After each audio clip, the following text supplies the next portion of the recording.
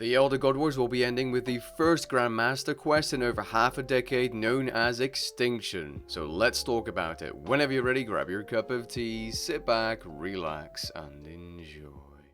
In case you haven't noticed, I'm sick again, so if I sound different, that's why. Now, after teasing multiple small videos on Twitter, Jagex finally gave us more details on this new Grandmaster quest, including its release date and rewards, and its release date isn't actually too far away, being April the 4th. This means the Elder God Wars series is coming to an end in just under 2 weeks. By the way, if you enjoy all kinds of RuneScape content, be sure to subscribe. Before getting into the details shared on the livestream, I'm gonna roll the trailer they created for this new quest.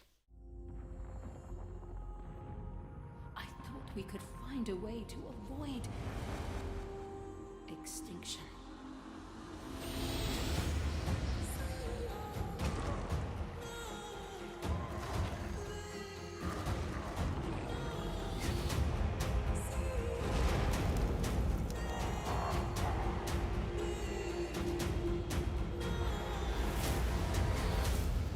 I need you to understand. I had no choice.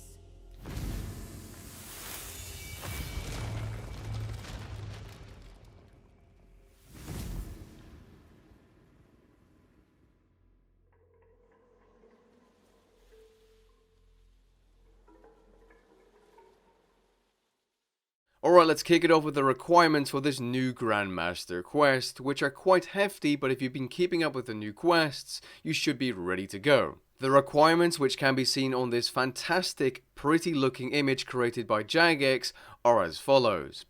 The Desperate Times quest and its pre-required quests, Desperate Measures, the Azandra's quest, the Battle of the Monolith, City Santistan unsurprisingly, and Eye of Het 1 and 2. If you haven't done any of these quests, you better get started today, as some of these do definitely take up some time, especially if you haven't done the pre-required quests or other requirements. Now, according to ModStrike, the developer that came on stream to share details of this new and upcoming quest, the quest should be both long and big, which means it probably isn't a straightforward quest which you can simply spacebar through, so expect to take some time for this quest. Now, this quest also isn't strictly a combat quest, and it's aimed at high-level questing players. The quest itself is more aimed at kind of high-level questing players rather than, just combat.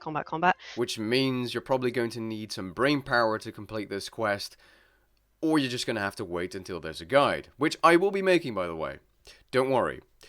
Now, there's going to be a lot of combat in the first half of the quest, and some puzzles which I expect are going to be quite tricky. At least that's what you would expect from a Grandmaster quest, alongside lots of dialogue, which just happens to be my specialty to deal with, aka holding down spacebar. And there's obviously a truckload of character moments and, the lore players who are reading the dialogue rather than you filthy spacebarers who are just going through it at a breakneck speed. Like I said, it's my specialty. All jokes aside, I'll probably spacebar some parts, but I'll definitely be reading some of the dialogue as well, as this is an interesting storyline. Let's move on to the rewards. This quest will give you 4 quest points, 175,000 experience lamps, and unlock a new high-level skilling location. I'd be willing to bet that new skilling location is this area you can see at the end of the trailer, which looks Mazcaby, but different and better. I really like the big trees and the color scheme they used to create this area. This area will have skilling stations for 6 different skills, being fletching, hunter, herblore, crafting, construction, and fishing.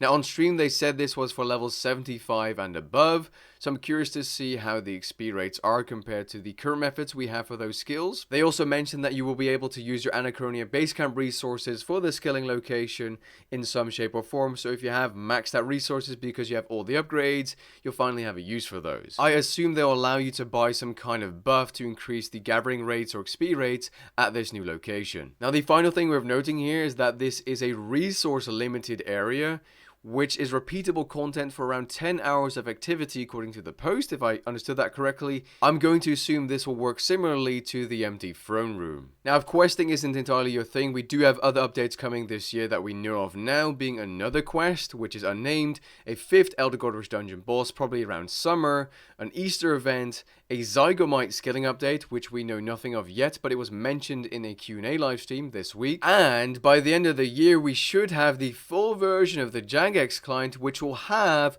multi-character support, which means you'll be able to log in multiple characters from one single Jagex account. This is something I'm definitely looking forward to, especially because I sometimes log into my alt accounts to use them for videos. And if you don't believe me, take it from one of the JMods working on this project. Account unification. We'll have one Jagex account, and then all your characters you'll be able to essentially bring together and group underneath that single Jagex account. You'll be able to access them through the launch. You'll be able to load up individual instances of the game for every character that you've got available. Definitely something I'll be keeping an eye on. With that being said though, we've come to the end of this video. If you enjoyed the video, leave a like down below and maybe even consider subscribing. Catch you guys in the next one. Peace.